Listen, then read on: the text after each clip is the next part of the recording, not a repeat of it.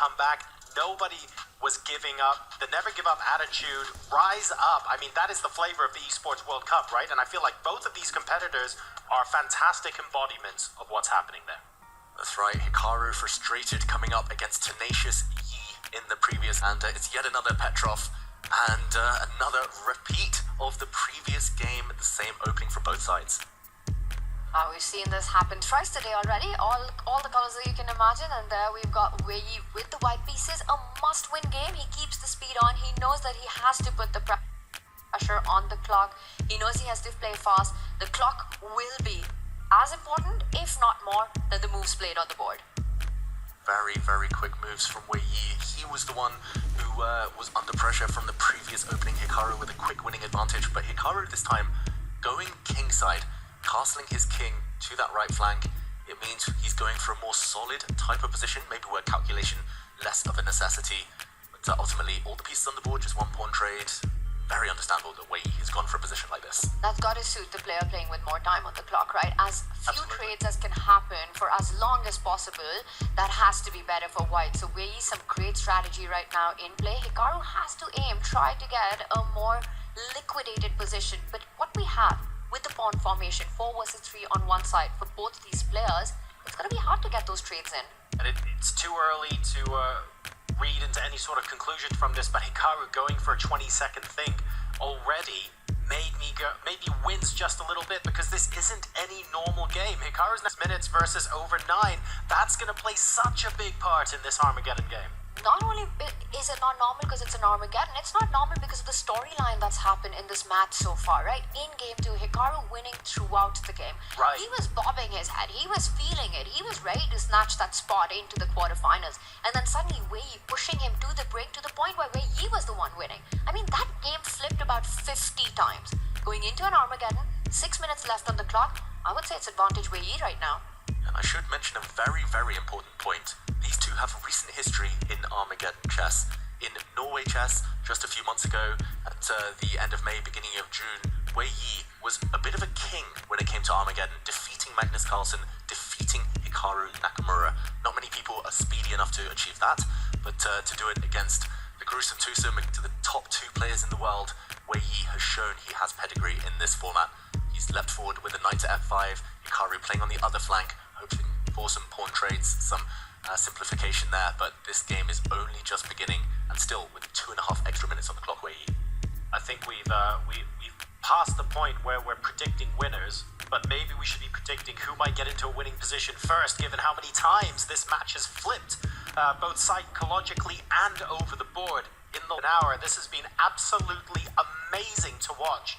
And we've got potentially another 13 minutes of it left. Wei Yi now playing with just under 8 minutes on the clock. Hikaru Nakamura just under 6. So that time advantage has been reduced to 2 minutes.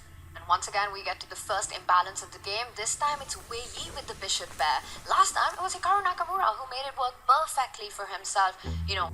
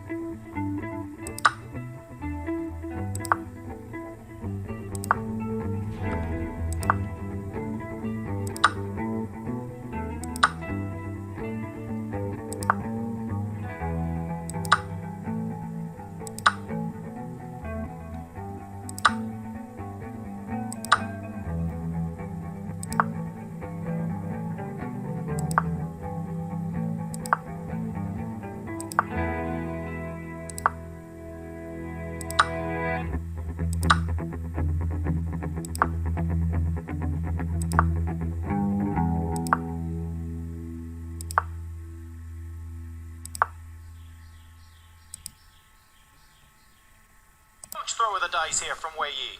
Do not take this pawn. Hikaru cannot capture this pawn as the white rook would step up to the 7th rank and skewer the black queen. There would be checkmating ideas. The kiss of death idea on g7. The white queen is coming. Hikaru panicking again.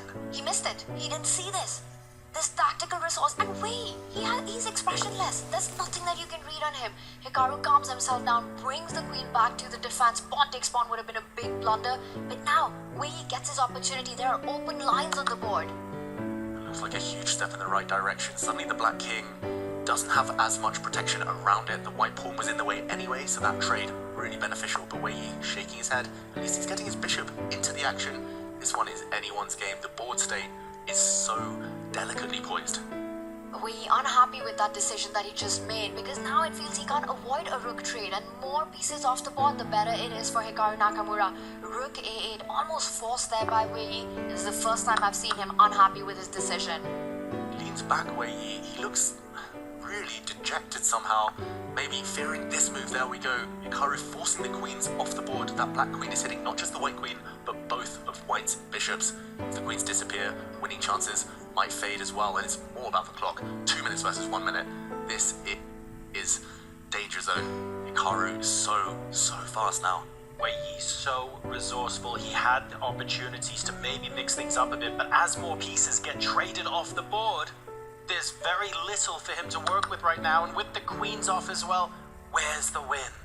It doesn't exist. Hikaru needs only a draw. Wei Yi is under 1 minute on the clock. The queens are off the board. Hikaru Nakamura has an extra pawn. That pawn has been picked up, but the c3 pawn hanging as well. He's just been overthinking it. Wei Yi's been too much in his own head. The shake of the head there, he needed to just blitz it and hope. Yes, it's a bad position. Yes, it looks forlorn now with those 2 black pawns marching. But it is more about the clock. That gives Hikaru confidence. He's trading off from a position of strength. He knows he only needs a draw. Given a question mark, but let's ignore that one. As the white rook slides across, we'll see some trades. The black knight's going to step out the way. The pawns will advance. Nothing stopping them. The white bishop steps forward, attacks the rook way down to 25 seconds. Hikaru with the hand movement says he's seen it all. Rook d5. Hikaru knows he's so close to getting to the quarterfinals. Wei Yi looks like he's got his hand over the resign button. 20 seconds. Hikaru Nakamura goes through. Speed, resilience, and grit. What a gripping match there. Hikaru Nakamura.